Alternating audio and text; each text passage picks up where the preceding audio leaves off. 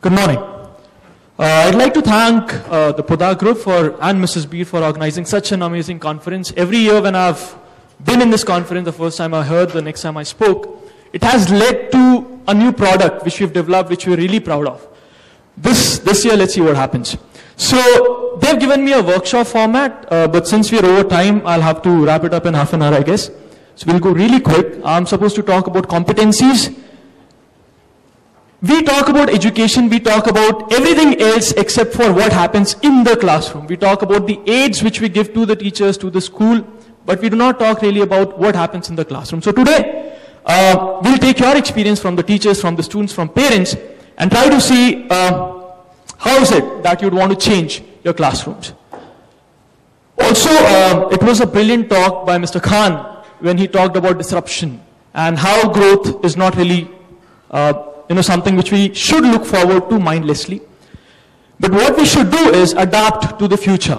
Then Mr. Poddar talked about systematic innovation in the classroom, which is data-driven. So let's combine both of them together and see what happens.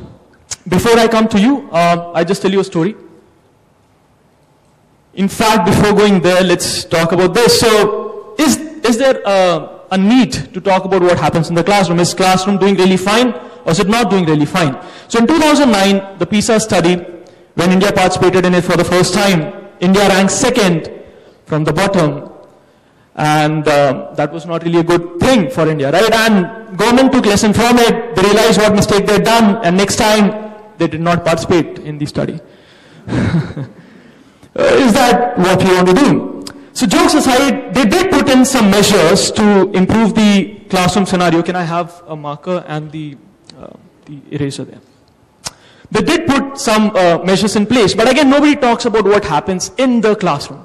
My team has been working on it for the past 3 years to see how technology could actually help teachers in the classroom, not outside of the classroom, but in the classroom, help teacher to get that data, to get the feedback on every student so that she could make it personalized when she delivers the lecture. Okay. This man, his name is George Eastman. Have you ever heard his name before? Yeah, I'm sure you would have seen his name a lot of times on the movie posters, right? The Eastman color. Now this guy is the reason why you had color movies, during 70s, 60s. And he's the guy who shifted his business from dry plates to the chemical business where then they used to process the films. He founded the company which was the Eastman Kodak company, and they were the reason why you had photography at home. You could afford a camera at home and click photos. So much of innovation. They are the ones who invented digital photography too, and in 2012 they filed bankruptcy. Now this was the company which was at the peak of performance, at the peak of the market, and still they got bankrupt in 2012. Why? Why did that happen? Is because they did not adapt. This guy did. He died in 1950 around. So till then it was all working fine, but the CEOs which he gave the power to were not able to adapt to the market. Now, yeah, this is one of the quotes from one of his employees when the one who actually invented the digital photography, and when he took to the management, this is what they said: "That's cute, but don't tell anyone about it." And that's what took them to bankruptcy. Now in 2008, I guess, 2008, 2009, IBM conducted a study with 1,500 top leaders, one of the biggest study ever. 60 countries, 33 industries, different industries, to see what is it that leaders want with their employees. The reason why I talk about these companies is because a major reason why we educate our children is to empower them to contribute to economical sustainability. And if we are empowering them for economical sustainability, we should ask what is it that's required in the industries. So this is what they said. One is the adaptability. Another is creativity. So the top one which they said was creativity. The second one which they said was adaptability. This is what is required with the students today. You'd see adaptability is the reason why Kodak, Nokia, Motorola, Yahoo, Mosebear and Orkut went out of business. Is anyone here on Orkut? I'm sure all those who were on Orkut are dead as Orkut. So creativity. Now these are the companies which took for which creativity worked really well for them. Tesla, Google, Uber. You don't really need to ask anybody for ways now because Google has empowered you so much that you can sit in your car, know where you have to go, which turn to take, how much time will it take to reach there. That's the kind of empowerment Google has given to you along with Uber. Kindle has changed the way you read books, the way you access any book. You don't have to go to library anymore, the brick and mortar library. You can go to an online library. Instead of surfing through 100 books, you can go through 1,000,000 books and see what you want to read. The way they have changed the way you do things is because of creativity, and that's what these leaders have said, that we would want this from our people who are going to come outside of these schools. Now, are our classes making our students ready for adaptability and creativity? Sadly not, because our curriculum is so fixed, our curriculum is so rigid that it doesn't leave any space for any kind of adaptability to happen. There's nothing different which they have to do. There's nothing different they have to adapt to. And creativity, some schools have some systematic approach to creativity. Most of these schools do not. So what comprises of education? This is what Einstein said. Education is not the learning of facts, but the training of mind to think. But that's what he said. I want to open this question to the house now and get some answers from you on what you think education should comprise of. What is it that should happen in the classrooms?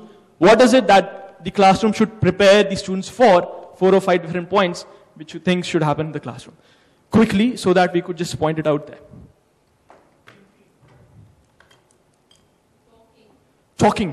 Talking should lead to what? Thinking of what? Solutions, problems, what? Thinking of what? Ideas. Ideas for what? We'll have to make it a point, right? So, ideas for growth? He won't agree with you. Ideas for growth. Growth is what? A solution to a problem. That's growth. Is that what we'll call a growth? So I'll just put it here. They should be able to.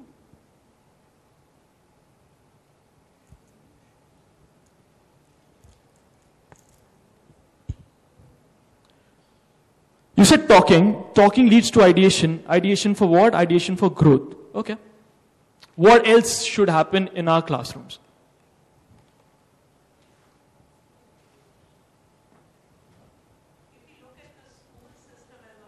Yeah. I would also look at the intangibles of education, like helping one to know yourself, to be yourself. Then issues like understanding Right. Principles, universal principles, and living by them, like integrity. So shaping character. So intangibles of education, like knowing yourself, shaping character, empowering you to follow your path, follow your purpose in life. So basically connecting with your inner universe. Sure. So you discover yourself personally, you figure out what your strengths are, what your strengths are not. And conduct, codes of conduct. Brilliant. Live by them. Brilliant. So personal discovery. What else should happen in the classroom? How would you want your classrooms to be? Yes, please. You can shout out. Yeah. Yeah. You're saying. Yes. Learning should happen. Okay. What kind of learning?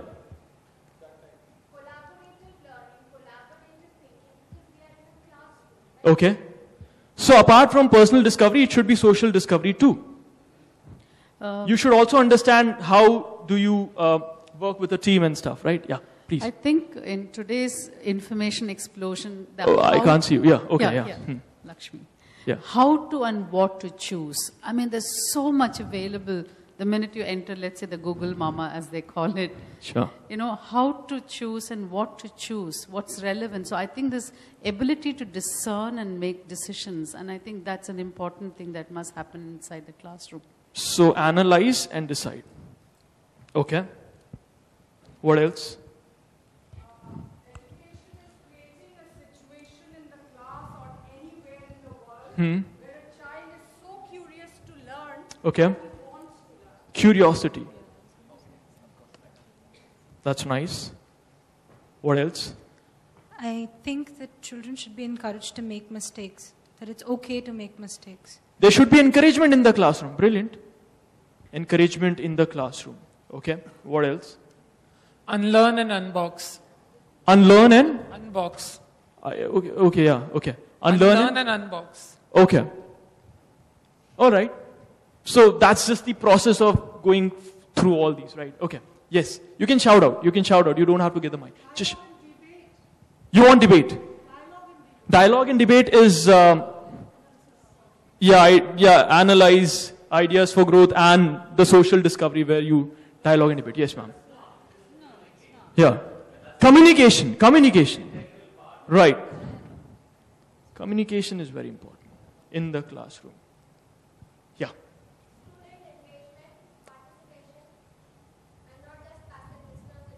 Okay. Student participation. What else? Sorry? Yeah, happy learners. Okay, great. So now that we know these are the things which should be there in the classroom, we've noticed some here, I've noted some in the next slide. We'll work towards how to get this particular stuff in the classroom using technology so that all this could happen in those 35 minutes of time. So what comprises of education is, this is how I have segmented it. One, there has to be some subject matter which is going to be delivered. So first of all, there should be alignment to the correctness of that particular subject matter, right? I'm saying earth is round, you saying earth is flat. How do you get on board? How do I get you on board with my thought? So how do I make you believe that this is correct and whatever you thought is wrong, and if it is wrong, how is it wrong, and then how do I bring you to the right? Systematic feedback to make it better. So tests were supposed to do that, but then when we give them grade, is it really giving them systematic feedback to get better? If it's not, then we'll have to do something about it.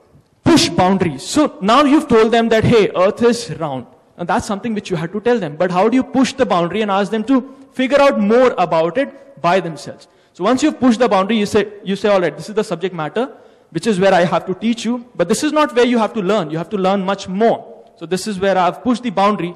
Then you motivate them to go beyond that particular boundary and get more information, more knowledge, more analysis, whichever you'd say. Finally, channeled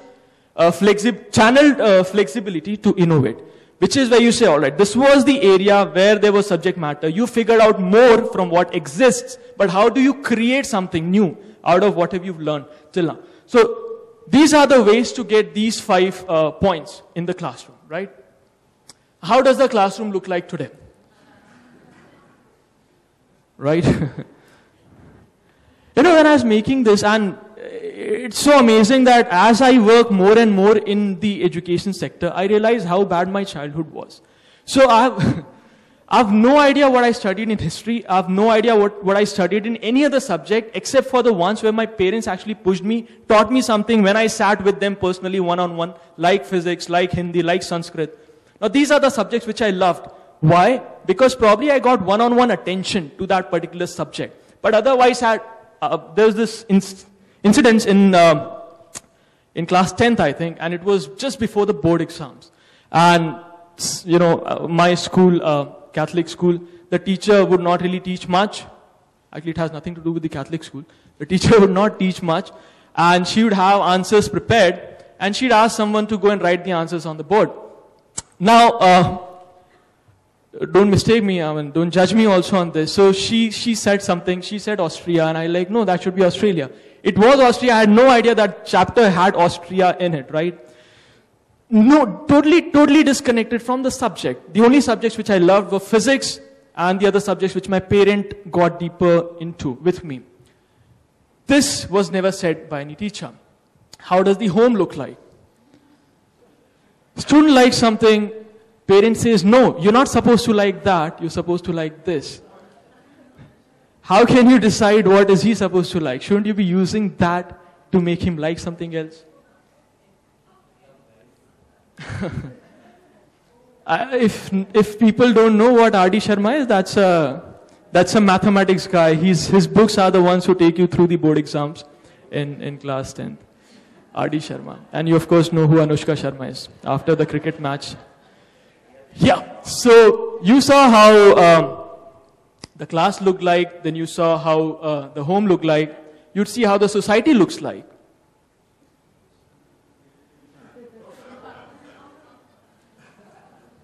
Society says that, hey, you have a choice, but you don't really have a choice.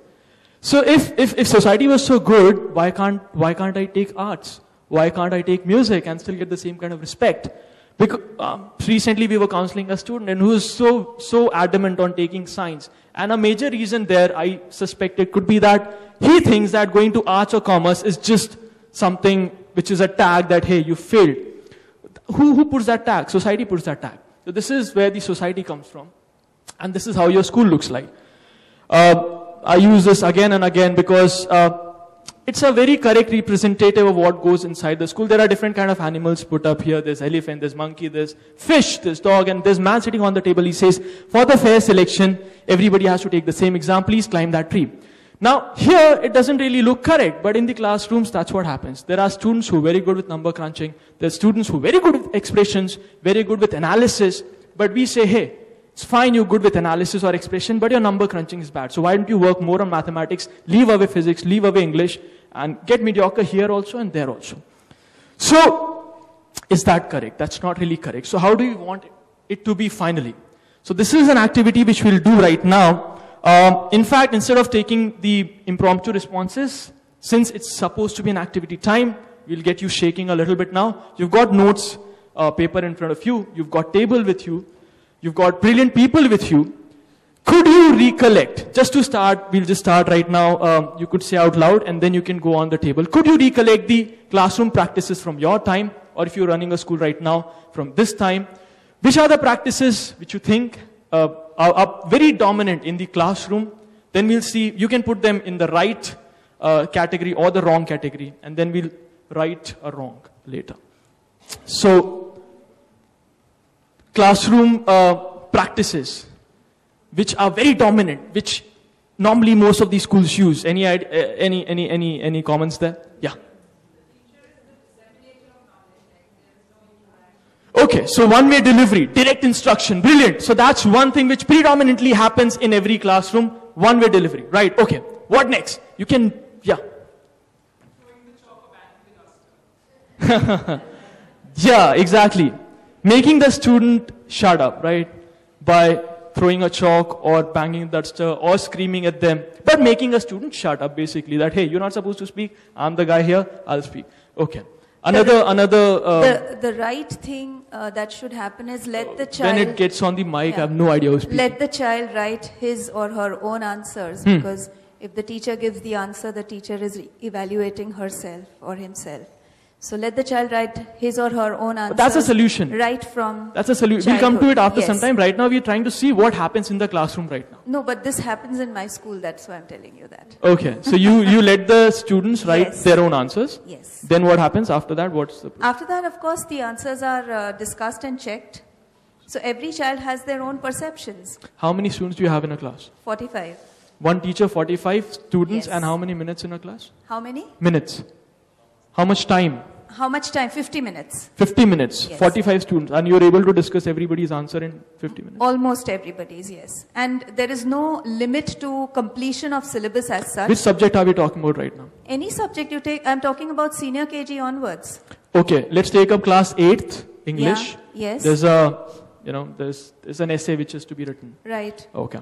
Now the students write the essay. Correct. Otherwise, let's take mathematics. That's easier. यहाँ पे तो आप फंस जाएंगी. Mathematics लेते हैं, जिसमें 10 step का आंसर है. ठीक है? उसमें से 25% have made the mistake. 50% are almost right there, like but still they've made some calculation mistake, and 10% have done well. जो बाकी बच्चे हैं वो कुछ और कर रहे थे. So now, how do you analyze this in 50 minutes of time? When a problem is given, or we don't call it problem, we call them word stories, or we call them challenges for the children. When that is given to a particular class, every child does it. Obviously, there will be 30% who can do it. The rest may or may not be able to do it. Then the 30% who have done it will come out and explain what they have done.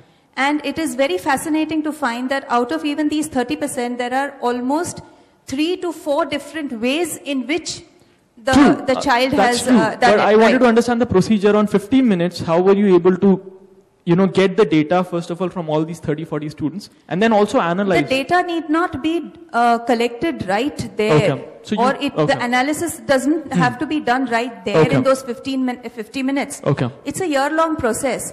A concept is taught, the child does their particular maths, because you're talking about maths, they do the particular sums or whatever, and they are checked.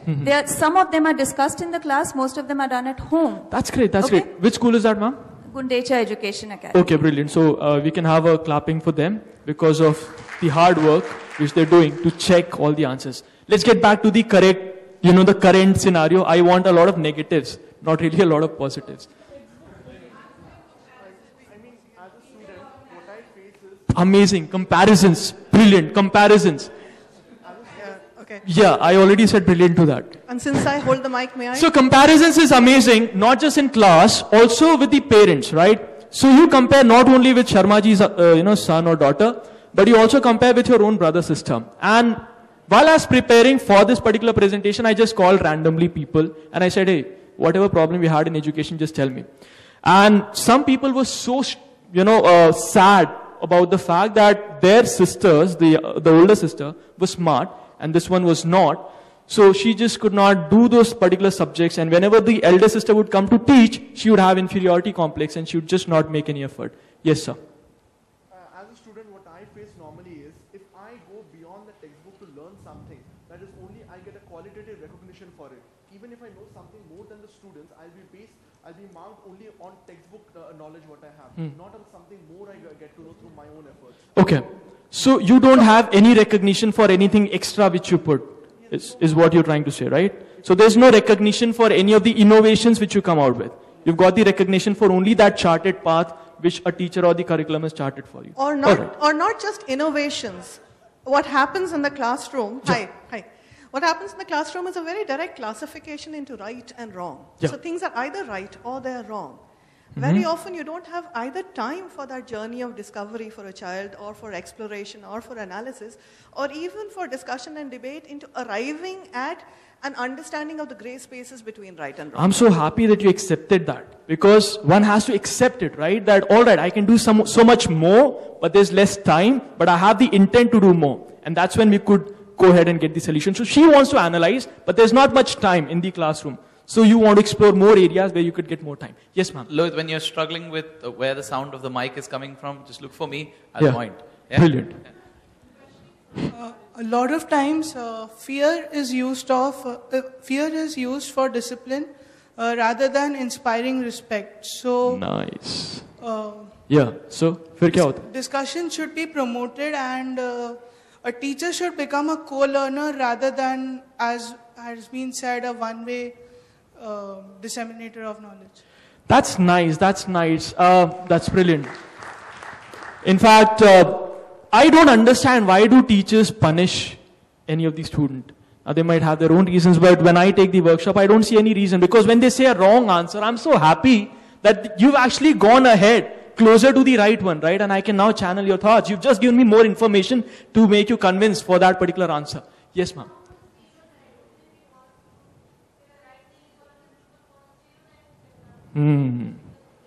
Right, so the expectation set by the teacher that only right answers are good, but the wrong answers are bad. No failure, only success, right? Is that what you're right?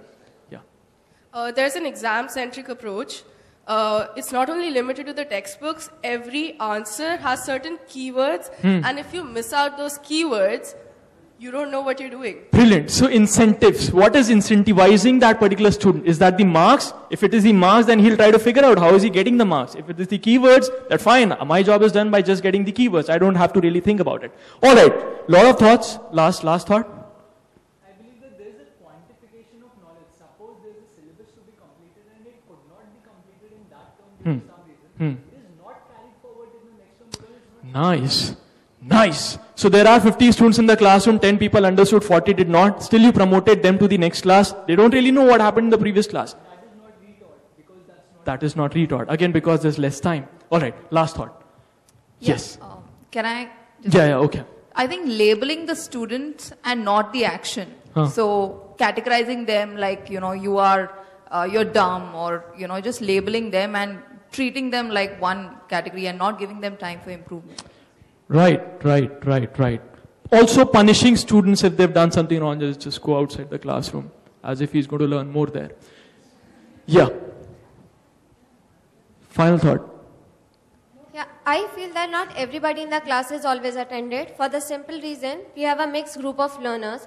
Where in a class of 40 children, you may attend to 30. There may be some bright students who try to overpower the shy learners. So then, unintentionally, the teacher is always trying to focus on those children who are bright, trying to get on the answers for those children who are asking questions. Brilliant. And leave on to those students who don't ask at all. So what is that predominant practice in the classroom which encourages this? So most of the times, basically the children who raise their hands all the time, Exactly. basically unintentionally your eye contact you maintain only with those children. Absolutely. So raising the hand, for example, do you agree raising the hand is a bad practice? Or is there somebody who says raising the hand is a good practice? Okay, how many of you say bad practice? How many of you say good practice? Raising your hand is a good practice. Okay, I asked a question that, hey, what is Newton's second law of motion? Would you want students to raise hand or would you want to pick them by yourself? Actually, raising a hand is a good practice, I feel. Again, it's a good practice. Unse mic le lo. No, please complete this and then, yeah. Yeah, it's a good practice, but I believe it would be better if a teacher follows some other technique to give chance to those students who never come up with anything. Okay, so that's your choice, but let's understand pehle accept kare to. Yeah. Ki galat hai. So how many of you think raising hand is a bad practice, is a wrong which we need to make right? How many of you think raising hand is a bad practice? How many of you think raising hand is a right practice? How many of you won't raise hand whatever I ask? I know. Okay. Yes, ma'am. Final thought. Sir, I have a point. If together we give an activity and let each and every child explore and come out to the conclusion, it is the involvement of each and every child. Yes. So means that in a class, No, that's a statement which is totally correct. How does it fit here? The right thing which we'll follow. Okay. So no, how is it related to raising the hand? So you give chance to everybody is what you're saying. Yeah, so each and every child gets But there's chance. not much you need time. not give a chance. Which is why you have to pick one person. So how do you pick that person? Do you randomize or do you give them the ownership that if you know you raise hand, then I'll pick from you? No, each and every child participates. They should participate. Yes. Okay. Brilliant. Sorry. Okay. So if raising hand is not a good practice, what else could take over? What could we do? AMP technique, Huh. in which you have the names of the children, Huh. and you put the question to the entire class. Yes. So the Then ice you cream pick up- stick technique Yeah. and all those techniques, right? Whatever. Where you write the name, No, randomly you see, pick up the the... idea is to make all of them think of the answer. Sure. It's not important whether the answer is right or wrong. Sure. And the reason I wanted to get that answer is because I have the next slide completely refuting that. Yes. So, Yeah. Huh. Nice. But the experiment which I'm going to show next defies that. It's good for them, bad for somebody else. And that's a proper experiment. Okay. So one was the ice cream stick technique where you randomize the selection of students. What is the other technique? not a technique. So you asked whether raising a hand is right or wrong. How raising hand started was to prevent commotion in the class. So if you have a class, say, of 45 students, if everyone starts blurting out the answer, you can't understand what is happening. So they started raising their hands. True. In the end, what happened is people who knew the answer really started raising their hand and the teacher started going to them. So you can't say it's right or wrong. It's You right can. in one context because you can handle the class better if you raise your hands, and it's wrong In our because current scenario where you have 40 students in a classroom. So see, when you had 5, it was fine. When you have 40, it again creates chaos in a way. Okay, which is the other technique? Then you can have this technique where you give them small sheets to write answers on, and instead of raising their hand, they actually raise their answers. Is that good? Better than the ice cream technique? No? Okay. So we'll see something later, which will talk about it. Now these are the, this is something which I put after that. We talked about classroom. What about home? Which are the practices at home which could be right or wrong. Now, this is where a lot of students would speak up, I guess. Yeah. A lot of adults also. Yes, sir. We've got unlimited expectations at our homes. Expectations. Okay, expectations is a problem. Brilliant. Yes. Communication between the parent and the student. Okay, communication is a problem. Yes, ma'am. Brilliant. Exactly. So that's the difference between the classroom here, right? The teacher doesn't expect something out of the student because of her own bias, but normally a parent does, which is why that slide that, hey, you can become whatever you want to, engineer or doctor.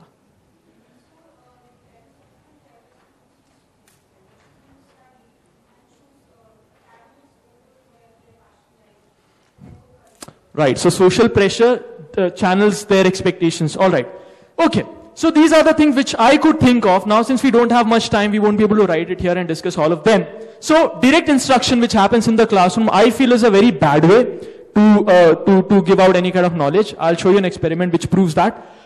Hands up also has been proven as a very, not very effective method to understand how the class is responding to your lecture in a class of upwards of 20 students.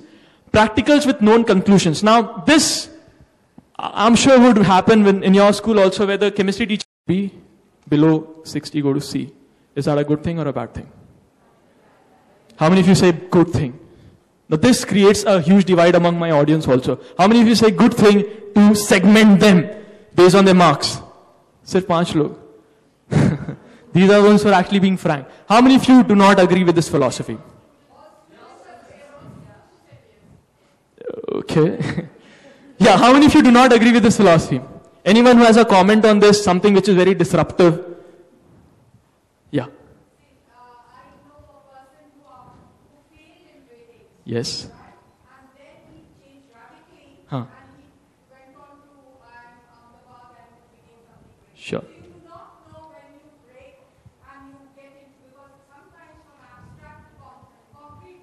True. Absolutely, that's a good thing in a way, where you do not know what's going to happen in your life, but somehow, as much as we can, make them, sure that they're going to live their lives properly later, we must.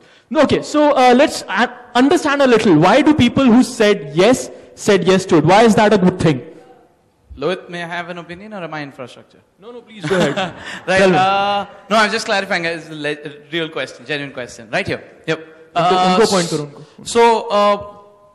the reason that most people seem to be apprehensive about splitting people into classes according to their grades is because of the stigma attached to it. When we segment them, we say that these are the boxes and so on and so forth. But if you can do it sensitively, then it's just personalization, right? Yeah. So, see, we saw this clip also, right, just before, where the teacher said, "Arey, fail ho gaya to achhi baat hai, management ka better ho jayega," because the average score for the class would go up. So, how would that? No, yeah, obviously. So that's. I don't think anyone wants that. Okay. If you're doing that, then don't segment them according to your marks or anything like that. But if you can separate them and then start working in a manner that works with the children, there's nothing like it. So you speaking against? In fact, it would give you more time to talk to the shy learners separately, to talk to the bright ones separately, or anything you're calling them, and saying that you don't have the time to. So let's hear something positive about this one. Why should we segment students based on marks? There was an issue which was raised right here that the bright students overpower the shy students. When you segment them, a teacher is able to give personalized attention to them. And this is a practice which is already in place in Japan. And I've seen that. I mean, we need to remove the social stigma. We need to give them personal attention. I mean, a diverse classroom is not going to help the lowest strata. Absolutely, brilliant. So a very high ranker student might overpower the student who's not such a high ranker student. Okay, a lot of students. Yes. I personally think it's a good practice because I've noticed several times in class that when the teacher explains a particular concept, there are a lot of them who don't get it. And they're like, "Ma'am, can we have it again? Can we have it explained again?" She explains it again, maybe one more time. So you're wasting the time of the people who actually get it. And maybe they could be made to practice more. So they're making more efficient use of their time. That's again a very practical reason to like it. Yes. Against, no, not against right now. Just speak positive right now and then we go against. Yeah, Hindol.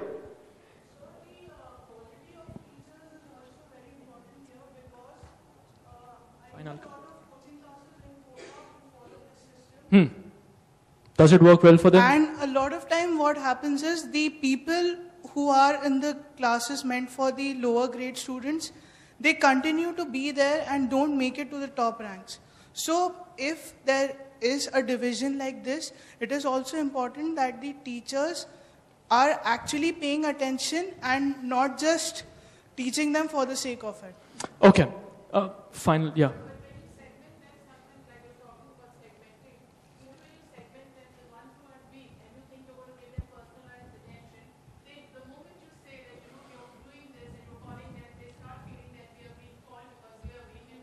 Sure.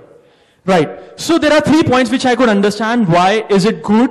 It's good because first, it saves the time of those students who are going to grasp it faster than those students who are not going to grasp it faster. Secondly, it's good because it depresses the student who's not performing well against the student who's performing well.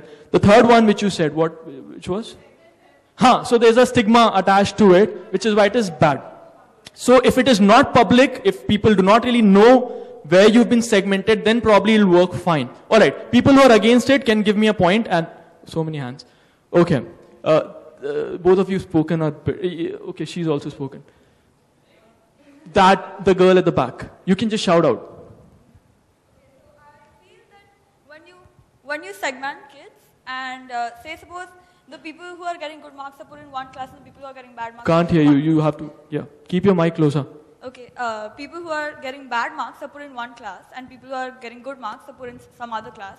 And the teacher teaching them, she automatically assumes that the people who are getting good marks care more or maybe are more attentive to her studies, and then eventually this so happens that they don't care about what is happening in the class of the kids who are getting bad marks, because they're going to continue getting bad marks anyway, so why even bother, Teachers start thinking that way in the end, which obviously is detrimental for the kids who are getting bad marks. Great. Now all the philosophy which you're talking about, let's just take it to another industry altogether. Alright, children, they study in your class and this is what you figured from the class. What is it that they do when they play games? Now there are games, all the games in fact, all the big ones, NFS, if you're playing NFS, it'll tell you where is it that you stand. You are the 2000 ranker, right? I'll tell you how much time did you take to complete this particular lap. Now you get the 1800 rankers time also, and then you get to compete against him. So when you have to compete against somebody who you can actually compete against and get your results in a week's time, is that great? Or somebody who's just first ranker, you always know that, hey, I can't really make there, and hence you get depressed. So do you think that's the reason? So if you're a 20th ranker in the classroom, you get to see the marks of the 18th or 19th ranker, and you get to compete against him. Would you feel motivated to go against him and, do better? Instead of me putting the first ranker right there and say, hey, compete against the first ranker. Right? So students agree with me. Alright. I have very less time, in fact.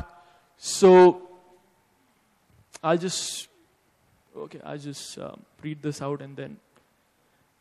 Yeah, penalty for missing homework, keep quiet, outsourced homework. So people give projects which they know are going to get outsourced to other people who are going to do the project. So this is another practice which I figured. Comparison with siblings, expectation based on no data.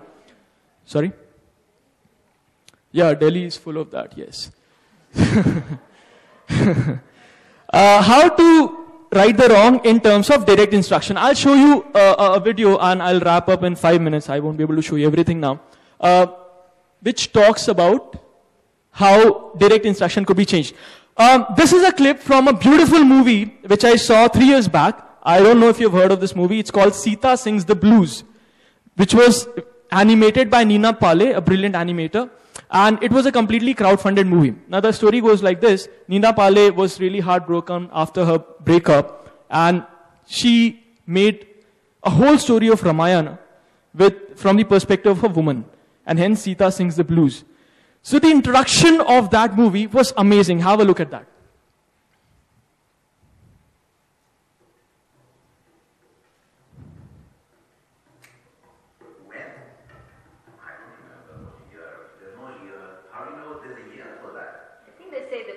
Century. The 14th century was recently. No, but I don't know. That's when the Mughals were ruling. Babur was in India. It's definitely BC. It's BC for sure. And I think it's Ayodhya. I know that because they raised that temple. They said that Ram was born there. Which I don't believe. But that's what they said. And Ayodhya is in the state of Uttar Pradesh. It's right there. Therefore, the story has to be true. It's probably based on as real as event as the Bible is based on. If you want to know the whole story. Oh, because Ram's father had 4 wives. 3 wives. 3 wives? 4 sons. 4 sons, 3 wives. Okay, I know the names of the sons, by the way. Kausalya. Yeah, no, that's the wife. So, the way Kausalya, Sumitra, and Kaushalya's son was Ram. Sumitra's son was Lakshman. Kaikeyi's son was Bharat. So impressed. And Shatrughan, I think, was Lakshman's brother, which means he had to be Sumitra's son. Sita was Ram's wife. Right. And Sita, I know also, Sita's father was Janaka. Sita had many names. Sita only being one of them. Yeah. Janaki also. Representing Janaki. And Mahesh, I saw Vaidehi. Huh? Vaidehi. I saw a play called Vaidehi, right? Which I learned was another name of Sita. Ram was about to be crowned by Dasharatha as the king, and Kaikeyi went to him, and because she had done something really good. I think she had taken care of him when he was really sick, or something like that. Yes. And so at that point he said to her that you have one boon, anything you ask of me I will do. So she went and asked him to send Ram away for 14 years, thinking there was a long enough time that if you go away for 14 years, you're pretty much outside of mind.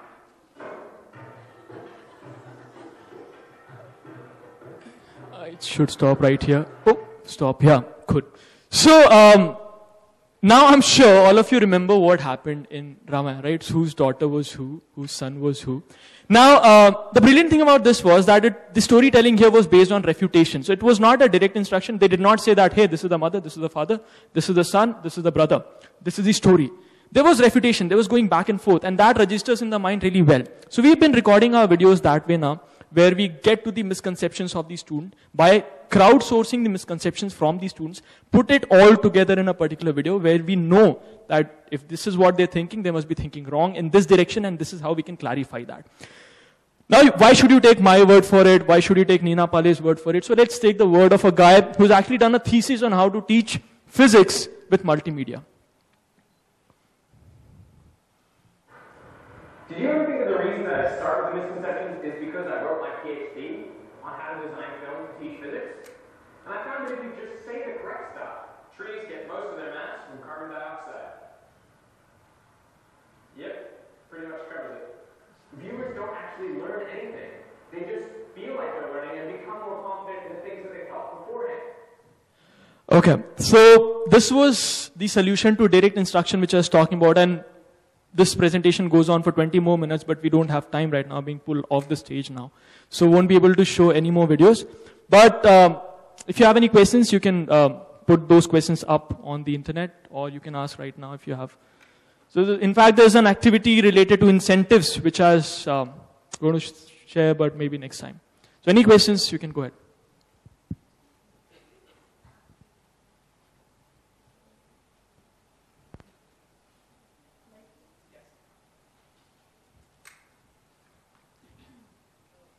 How much time do we have? If we have 5 minutes, let's do an activity.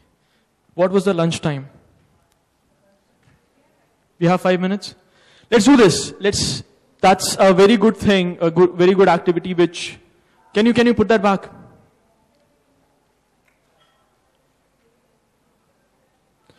Okay. So, this social experiment was done in 1945, wherein, I need a picture there.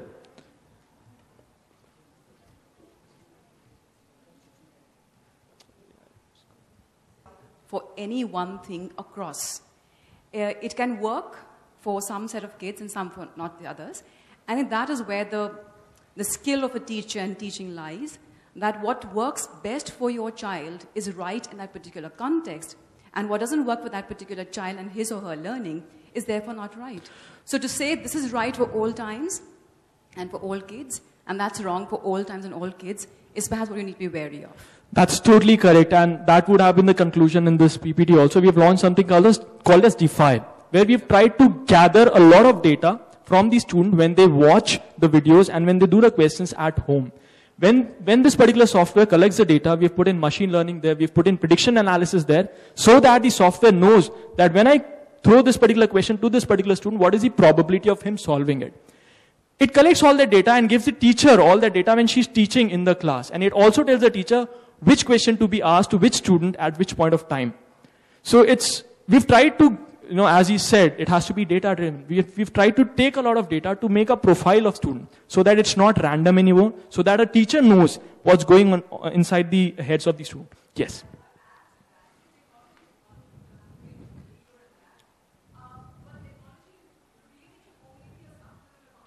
Absolutely, yeah. Absolutely. Yeah, so it's like the teacher's a driver and you're only, giving her the route map so that it's easier for her to drive. Thank you.